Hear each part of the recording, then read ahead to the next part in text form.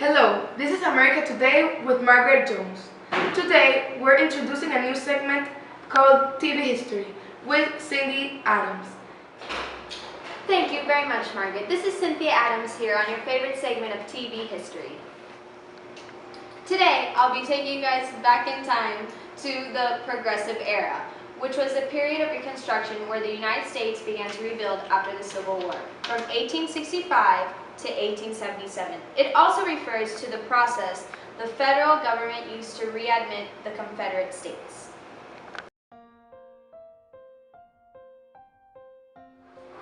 I'm Abraham Lincoln, and I want everyone to remember the 10% plan. I wanted a Lenin Reconstruction plan, and I thought that the Confederate States had never left the Union. On December 1863, I proclaimed the 10% plan. The government would pardon all Confederates except high-ranking Confederate officials and those accused of crimes against prisoners of war. After 10% took this oath to allegiance, a Confederate state could form a new state government and gain representation in Congress. My plan angered radical Republicans who wanted African Americans to give full citizenship and the right to vote, and they were led by Charles Sumner and Theodore Stevens, who passed the Wade Davis bill, which later was killed by a veto sent by myself.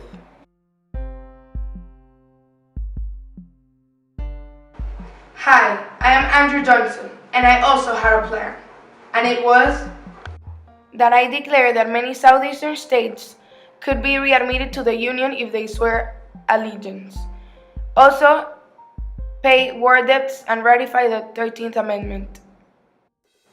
The major difference between Lincoln and I was that I wanted to prevent most high-ranking Confederates and wealthy Southern landowners from taking the oath to vote.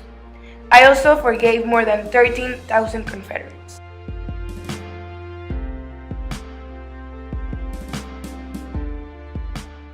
Congress refused to admit the newly elected Southern governors. 14th Amendment was made for all persons born or naturalized in the United States, citizens of the country, also equal protection of the law as well as liberty.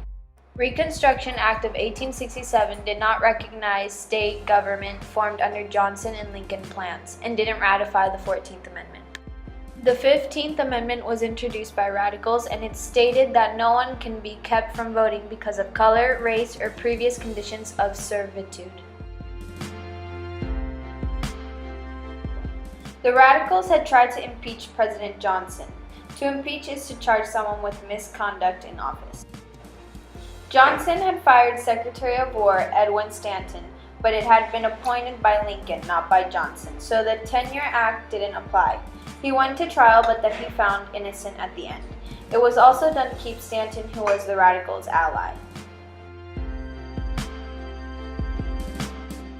Since most of the war was fought on Southern soil, this resulted that they had to physically reconstruct the South. Many farms were ruined or they were non-existent, and people were poorer than they were before the war started. African Americans gained voting rights by the 15th Amendment. During the Reconstruction, they voted for the first time. The Republican government built roads, bridges, and railroads. They also established orphanages and institutions to take care of people with mental disabilities. The projects were expensive, so the South had to raise taxes as high as they could.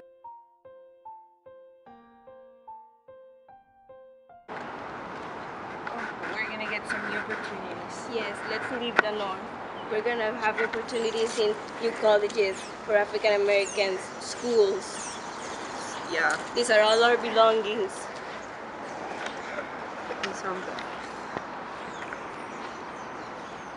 Hi, welcome to the South. What are you doing here? There are better opportunities in the North. We're looking for new opportunities. I'm going to be teaching in an African American school. And I'm going to be teaching in a university for African Americans. Oh, okay, pass. The South. Wow. Oh, carpetbaggers. Hi, my name is Southeast, and I'm going to tell you what carpetbaggers were. Carpetbaggers was a derogatory term for the northern people who came to the South during the Reconstruction period. They came for reasons such as to win elections for the Republicans in the South, or to teach in universities and have other opportunities like they didn't have in the North. Hey, it's Southeast again, and I'm going to tell you who the Scalawags were. And the Scalawags were Democrats who were opposed to the Republicans' plan of Reconstruction, and they were usually farmers. The Freedmen's Bureau was established by Congress and assisted poor whites and former slaves in the South, distributing clothes and food, as well as setting schools and hospitals. Many African Americans reunited with their families after working in plantations.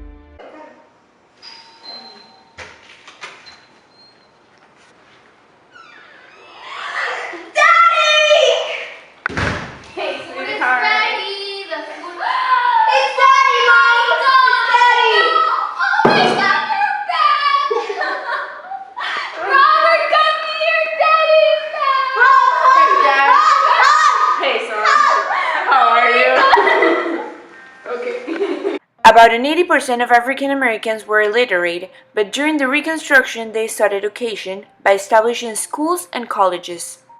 For the first time, African Americans could hold office in local, state, and federal government, and Hiram Revels was the first African American senator.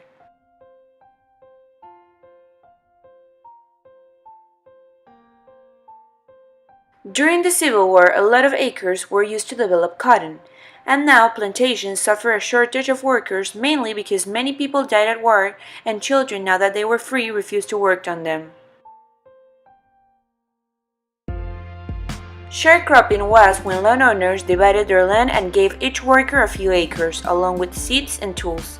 At harvest time, they would both share the profit, and this would automatically pay the owner back. Tenant farming was when farmers bought their own supplies on credit and rented the land, and by making enough money, they could pay for it. By producing more money, they could actually buy their own tools so they could work. Cotton was no longer king. The buyers found other producers like Egypt, and the cotton demand started to go down. Also, there was an oversupply that drove prices down notably, and the tobacco product manufacturing took place.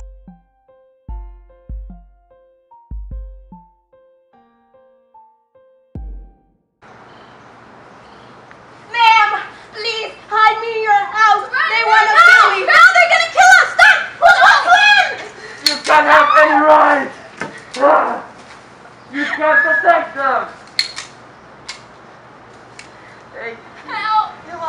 Help! It started in Tennessee in 1866 as a club for Confederate veterans. Our goal is to restore white supremacy. Our method is from preventing African Americans from exercising their political rights. From 1868 to 1871, they killed thousands of men, women, and children and burned down schools, churches, and property.